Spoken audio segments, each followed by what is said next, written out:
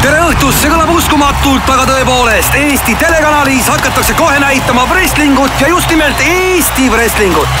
On ääretult hea meel, et see spordiala, mis on viimastel aastatel kogunud Eestis üha enam populaarsust, jõuab nüüd vaatajateni ka läbi teleekraani. Tänased võistlejad, Superlibre ja Tigumees on teie ees. Need kaks pole varem omavahel kohtunud ja rahvas on seda hetke pikisilmi oodanud. Aga enne, kui gigandid omavahel kokku lähevad, kiire ülevaade, mis meestega on tegu. Superlibre, kes on pidanud üle 50 matši ja kelle kontol pole ühtegi kaotust ning kes on kahtlemata oma võistluskarjääri tipus, läheb vastamisi legendaarse Tigumehega, kelle selja taga pikk wrestlingukarjäär ja keda ennekõike peaksid teadma vanemad wrestlingufännid nagu sina.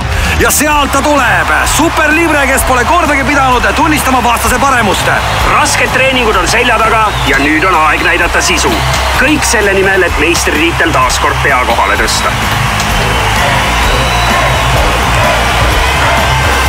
Energiliselt astub ta maadlusringi, tundub, et Super on matšiks valmis, pöidlad püsti ja tuju hea, aplaus on meeletu. Jah, tõepoolest, Super on vaieldamatult rahvalemmik.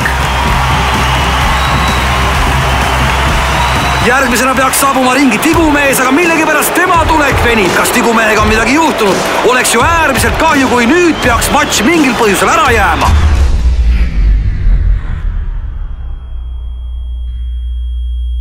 Super näitab, mis ta asjast arvab. Tundub, et ta jääb kohe tukkuma.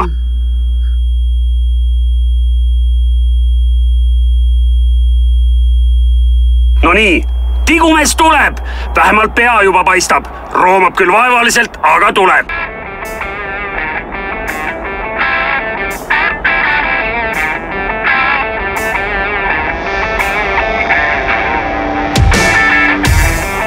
Aega kulub, kohtunik on jõudnud vahepeal istet võtta ja tundub, et Tigumehe taktika ongi vastast juba enne matši korralikult uinutada.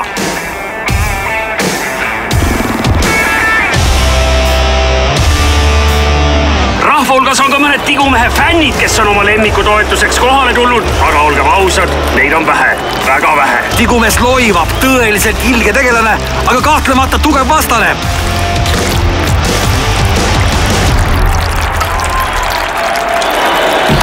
Enne matši veel kerge psühholoogiline mõjutamine. Tigumees unistab kindlasti matši võidust ja unistust säravast meistrivööst paneb tal ila jooksma. Nüüd veel viimane jõupingutus ja Tigumees vajub ringi.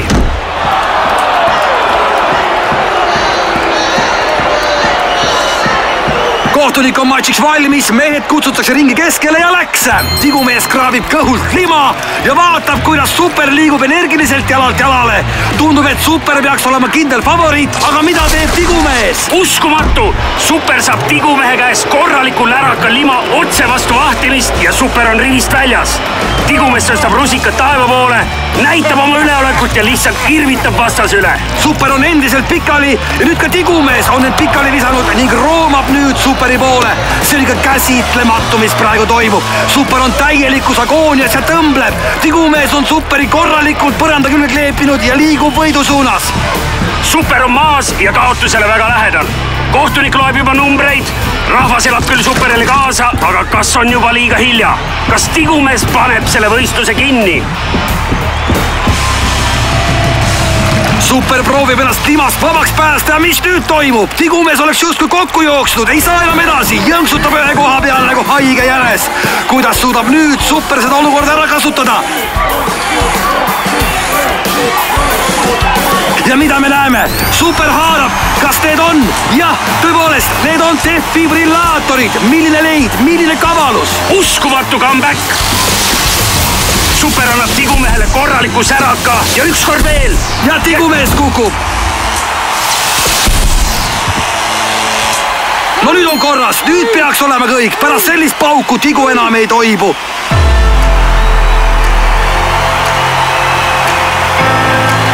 Super võidab, pöidad püsti, rahvas hullu. Supervõistlus, super comeback.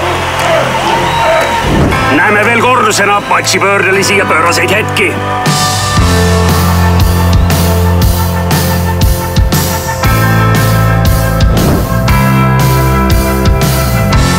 Kahjuks hakkab meie saateaeg lõppema, aga oli ääretult hea meel olla teiega koos tunnistajaks millelegi enneolematule.